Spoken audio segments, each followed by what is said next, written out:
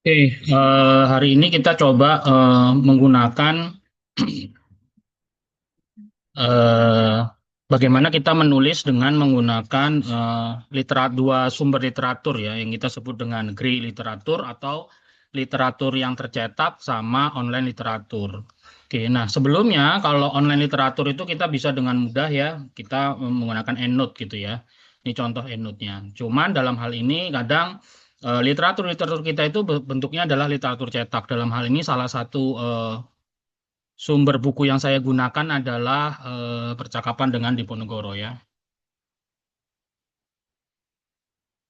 Oke,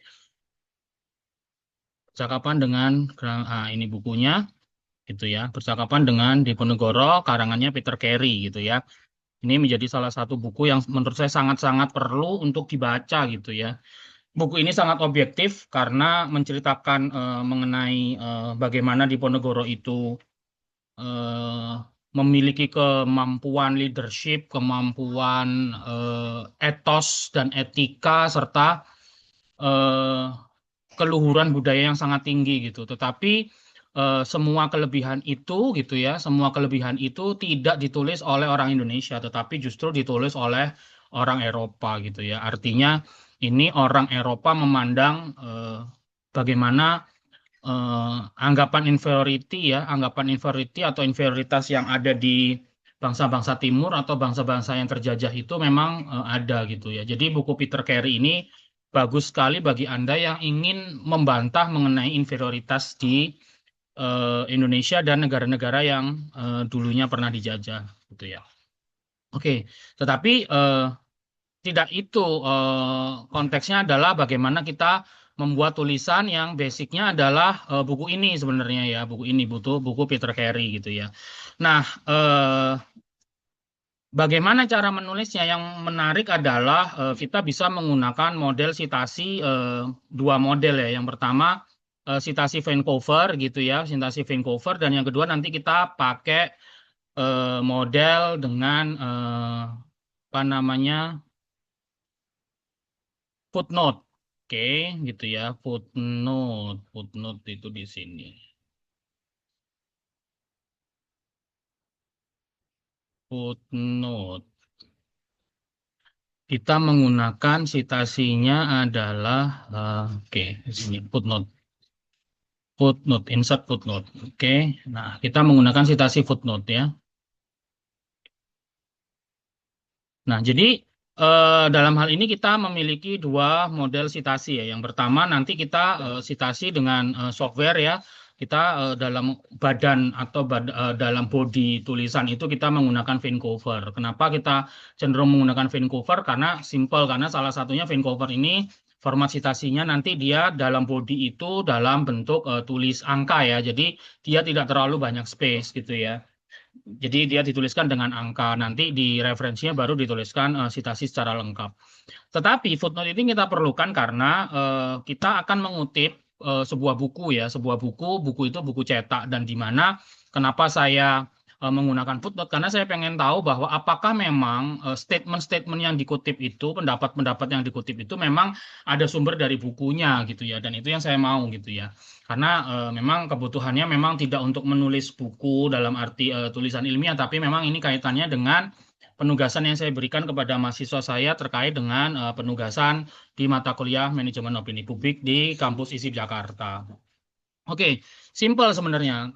Karena kita membahas Diponegoro gitu ya, karena saya secara subjektif memiliki relasi yang sangat kuat dengan Diponegoro gitu ya, karena pertama saya orang Jawa dan Diponegoro ini mewakili kesatria Jawa, maka saya sangat tertarik gitu ya mempelajari Diponegoro, dan ketertarikan ini akhirnya saya ajarkan di kelas gitu ya, karena dari membaca buku ini saya punya pemandangan dan memperkuat argumen saya bahwa sebenarnya bangsa Indonesia dan mayoritas bangsa Nusantara itu sebenarnya secara kedudukan, martabat, harkat gitu ya, itu sejajar dengan bangsa Eropa gitu. Kolonialisme lah yang membuat munculnya inferiority mentality ya, mentalitas inferior yang ada di Indonesia, dan itu memang harus diberantas mulai dari sekarang gitu ya.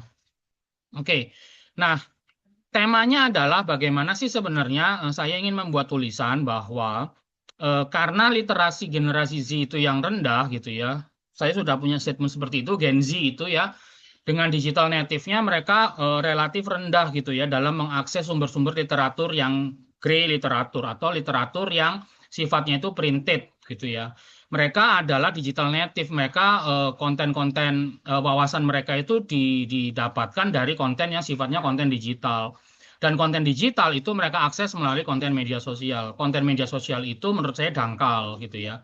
Karena tidak mungkinlah sebuah konten media sosial itu bisa mengungkap bagaimana tingginya etos etos seorang manusia dari Diponegoro itu dari sebuah konten media sosial gitu ya. Maka kita perlu membaca buku. Nah, makanya saya mau mahasiswa saya menulis tapi saya tugaskan mereka baca buku dulu.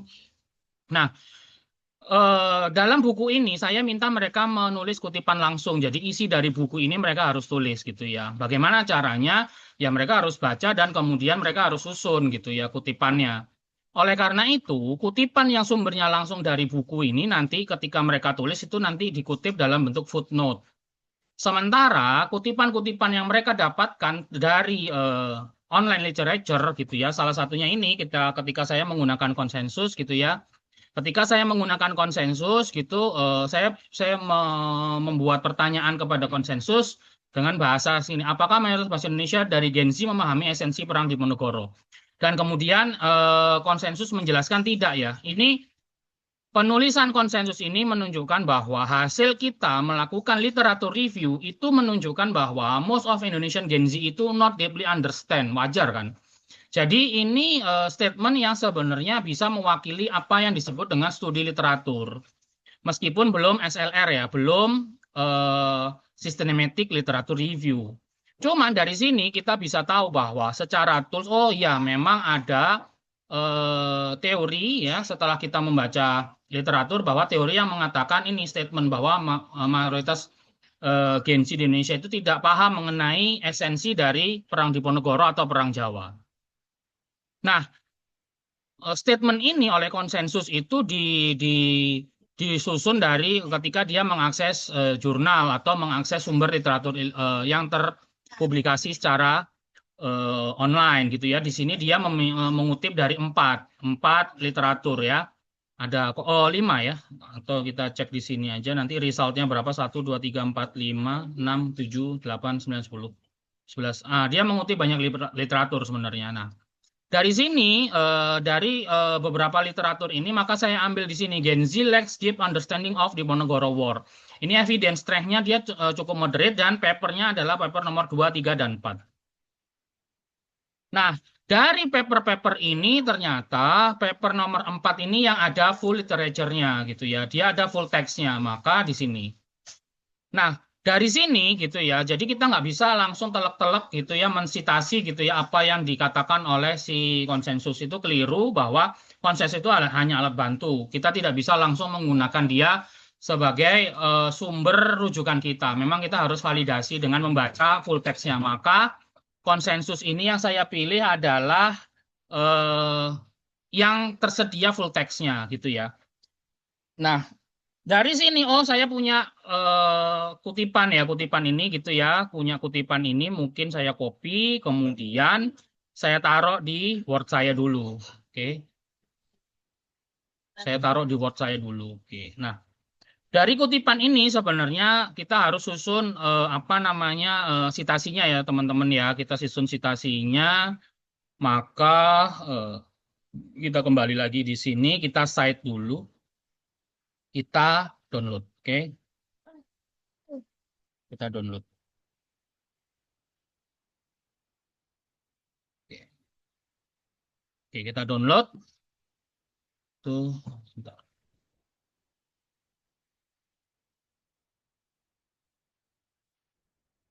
Apakah sudah ke download? Oke. Kemudian kita masuk ke EndNote. Oke.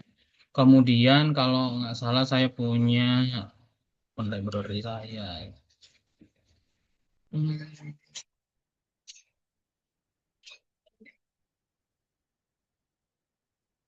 Oke, saya masukkan di library saya coba satu. Oke, ini coba satu ya. Saya open library, nggak pakai coba satu deh, coba dua.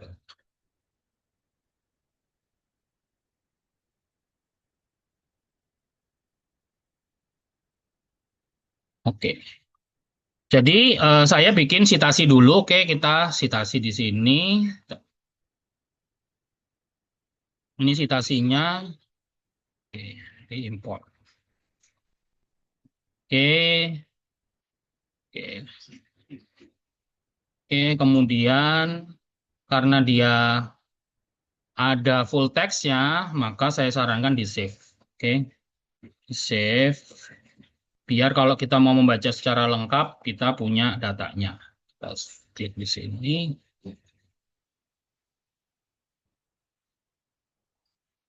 Oke, di sini kita juga perlu ya memastikan bahwa memang data yang disitasi itu benar, maka kita bisa cek ya namanya dan sebagainya ya.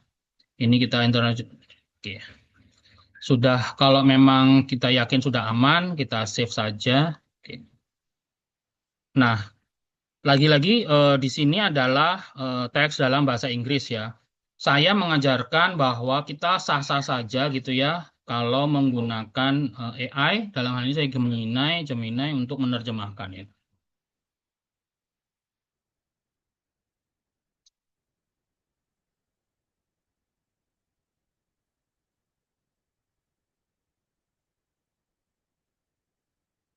Oke, kalau udah oke kita bisa copy di sini, ini kita bisa hapus, kita bisa di sini. Dari sini kita bisa ketik ya bahwa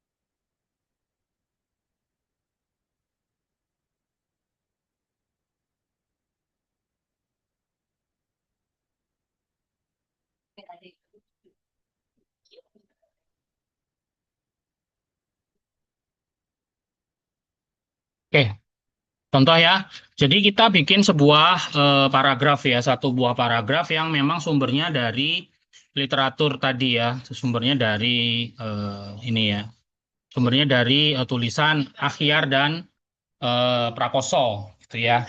Oleh karena itu kita sitasi ya, kita sitasi dengan model Vancouver. Saya rasa ini sudah umum lah ya, sudah mudah digunakan.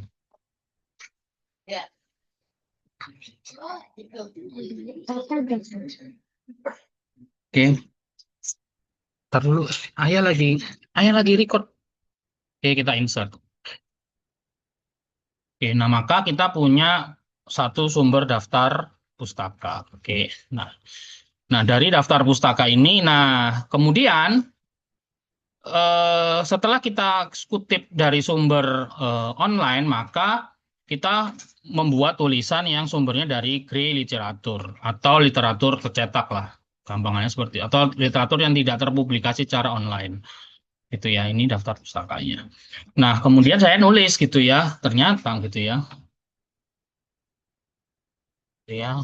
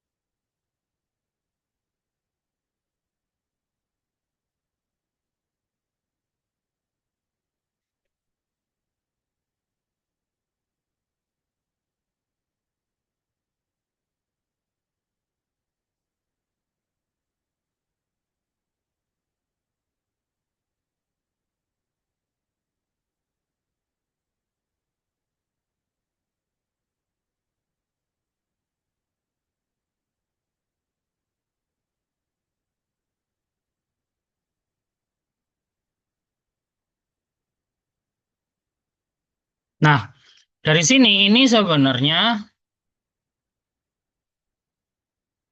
aib bagi bangsa Belanda ini sebenarnya referensinya itu ada dari buku ya, ada dari buku, maka saya referensinya saya bikin footnote. Saya bikin footnote gitu ya. Jadi di footnote ini nanti saya tulis gitu ya, kutipan aslinya.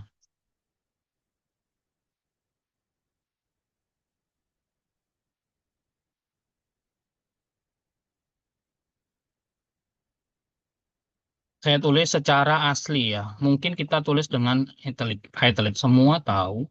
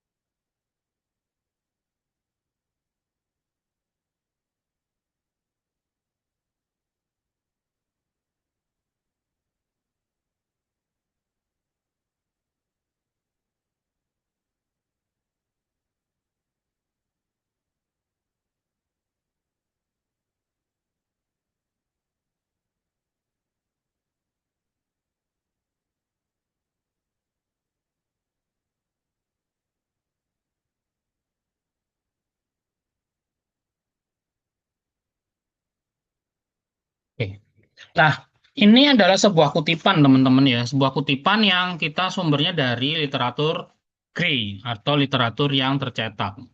Maka kita bisa bikin citasinya itu secara manual gitu ya, dengan cara kita copy aja. Kemudian kita buka EndNote, kita bikin secara manual di sini. Nah, di sini kita pilih book ya, book section. Oke, book section, terus biar nggak hilang dulu saya tulis mungkin di sini kali ya, di notes.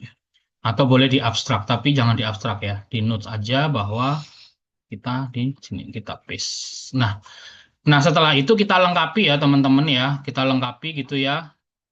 Jadi pertama yang ingin saya inikan adalah eh, sebentar.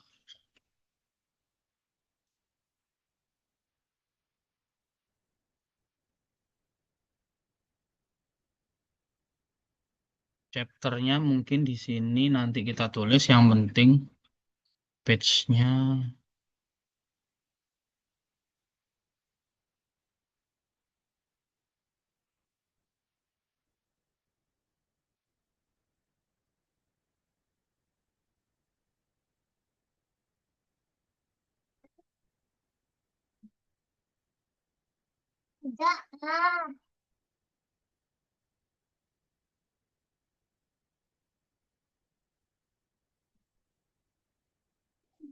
Oke.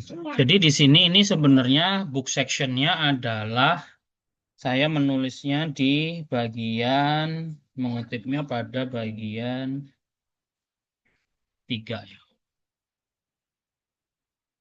Bagian 3, Pangeran Pangeran Henrik, sang pelaut, bertemu bertemu di Ponegoro, di Fort Rotterdam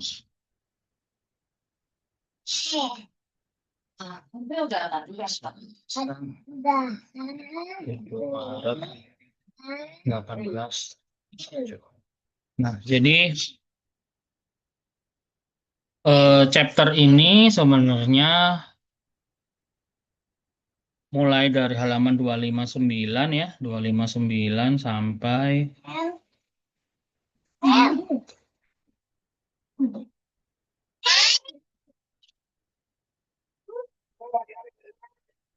Bam. 259 sampai 268 ya, berarti cuman 9. Jumlah halamannya cuman 9 ya, 9 halaman.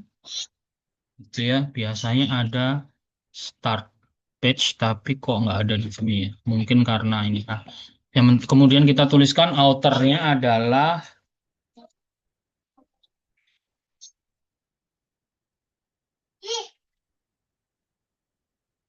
Peter Carey.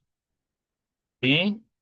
Kemudian diterbitkan tahun 2022, judulnya Percakapan dengan Diponegoro.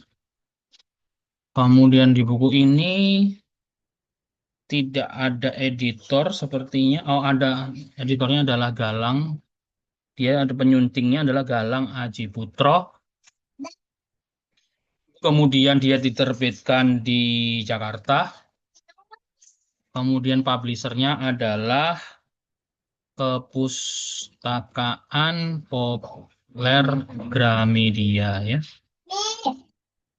Oke, kemudian ini edisi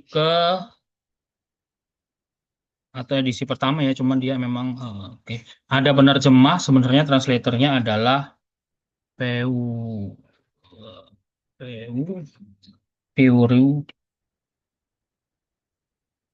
Peureau Himawan Susanto, sorry, Sutanto, Sutanto, oke. Short titelnya nggak ada. Oke. Nah, jadi ini kemudian kita save. Save.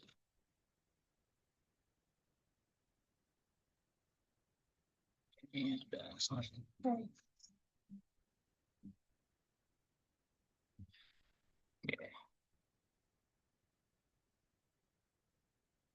Oke. Nah, ini kita bisa citasi di sini ya. Peter Carey.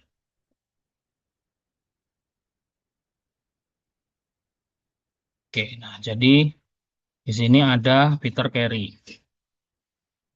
Siapaan dengan Diponegoro.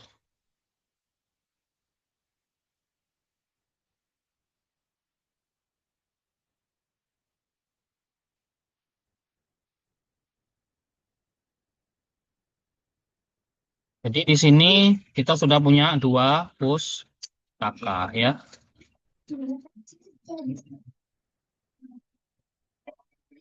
Oke, jadi ini yang kita maksud saya nanti Anda menulisnya seperti ini ya, saudara-saudara ya. Jadi ketika kutipannya itu sumbernya dari buku, maka Anda bikin model footnote ya, model footnote. Jadi di sini saya tahu oh ini ada footnote-nya nih, gitu ya. Terus kemudian kalau dia reiterasinya dari Gray ya seperti ini ya. Anda pakai Vancouver nggak masalah. Vancouver, oke. Oke, Vancouver. Jadi saya bisa tahu, oh ini Peter Carey, gitu ya. Jadi saya rasa itu semoga bisa dipahami. Terima kasih. Wassalamualaikum warahmatullahi wabarakatuh.